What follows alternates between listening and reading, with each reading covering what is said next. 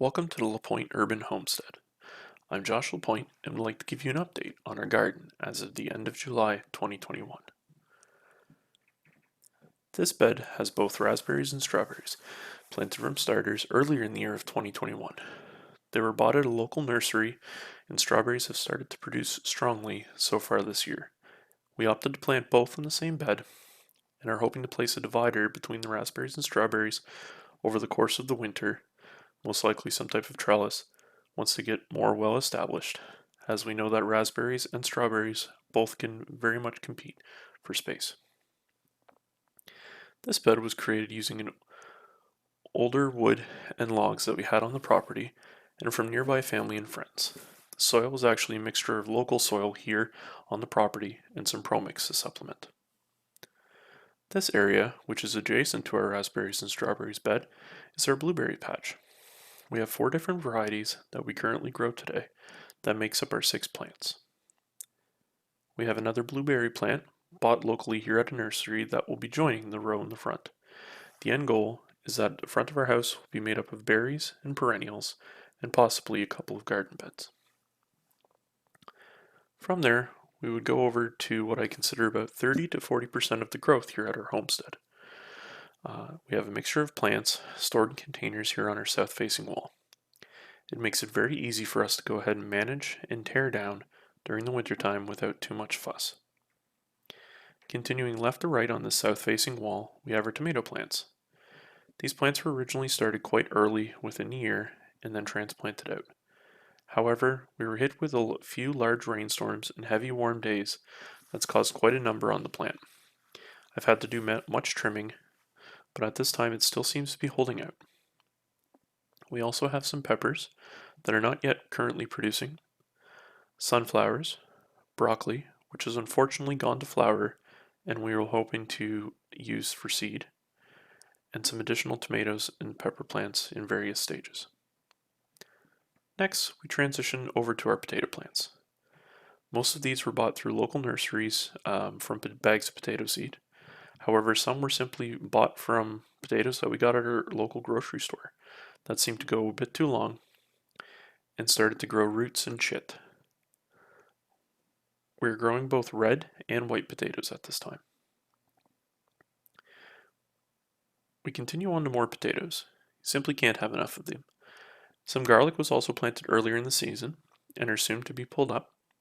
And there's also some tomato plants here grown in 5-gallon buckets.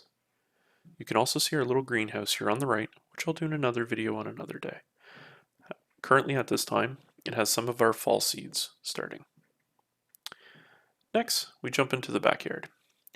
Hey, who says you can't use an outdoor dining table as a spare gardening bed?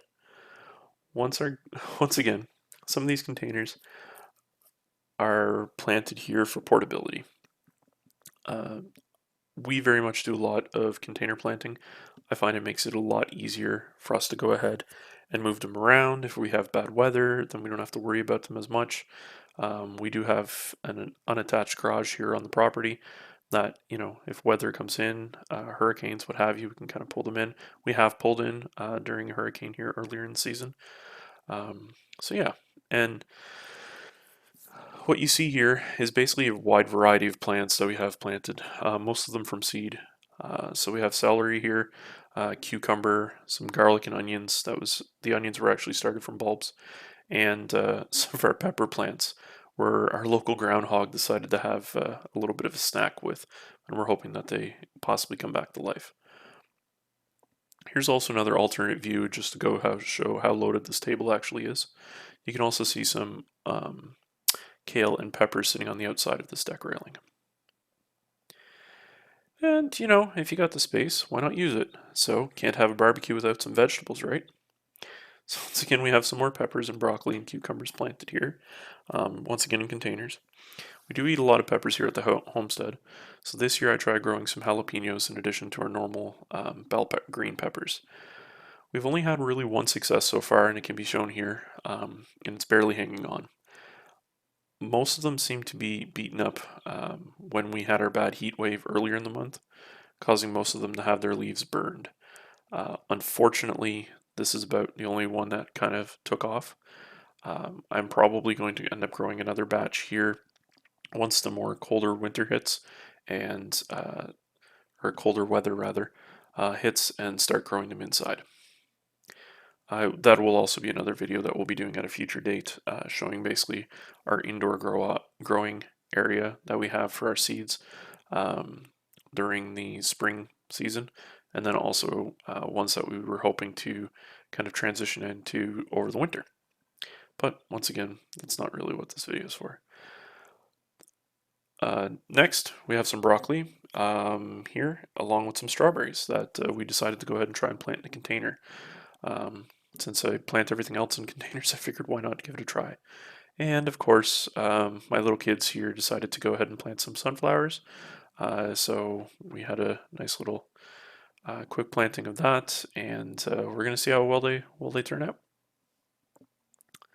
Small ones here on the right are eggplant from a local store kit that we picked up.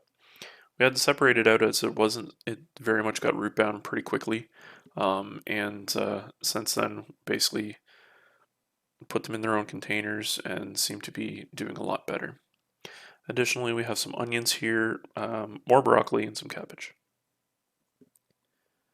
Next, we move over to our outdoor beds. These two here are two of my four that I have set up in our backyard. The first one in the front is actually the most recent, laid down and actually built earlier this year. It was built under a large tree in our backyard. We tried to grow some more shady friendly vegetables under it, but unfortunately it didn't take. So we decided to move it adjacent to its actual bigger brother here over this past weekend, and decided to start some beets and bok choy from seed and transplant some leeks that was growing in our little greenhouse that we started from seed.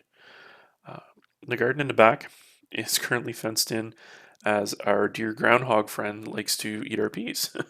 Unfortunately, we've seen him snacking on a few to the point where we had to actually sow another set of peas from scratch in that bed, and hoping that this will actually deter him from wanting any more. Other items that we currently have in this bed at this time is actually onions, which we've recently taken some of the green stalk off of and letting the bulbs grow out a little bit bigger. Some turnip and some carrots, and as mentioned, more peas that we went ahead and planted due to the fact that our current peas were chewed on by our groundhogs. Next, this is our third bed. This year I'm actually experimenting with a combination of three sisters, or a variant thereof, minus the squash, which can kind of be seen here on the right hand side of the bed. My only disappointment on it, I guess, is I should have actually let the corn grow a little bit bigger before planting the beans. I think the corn was probably planted a bit too early, which caused the beans to kind of be either stunted, or at least they seem to be at this time. This is my first year growing both pole beans and corn, so I don't know really what to expect outside of that. Additionally, this bed's in a partially shaded area, so I'm actually unsure how well this will actually turn out. On our left, we kind of have a mixed bag of things here, where we've placed some broccoli down, some peas. The broccoli, unfortunately, has kind of gone to seed, or those were actually also eaten by our dear friendly neighborhood groundhog here, and same thing with some of the peas. So we're planning on actually repurposing some of the sections in that bed um, over the course of this week, and possibly moving some of the additional more sturdier plants that we currently have in our greenhouse into that area. But so far to be determined. Uh, Next, we basically have this back section here where I kind of also have some perennials and our rhubarb. So this rhubarb here that's shown in the picture has actually been harvested twice so far this year, and it just seems to keep producing.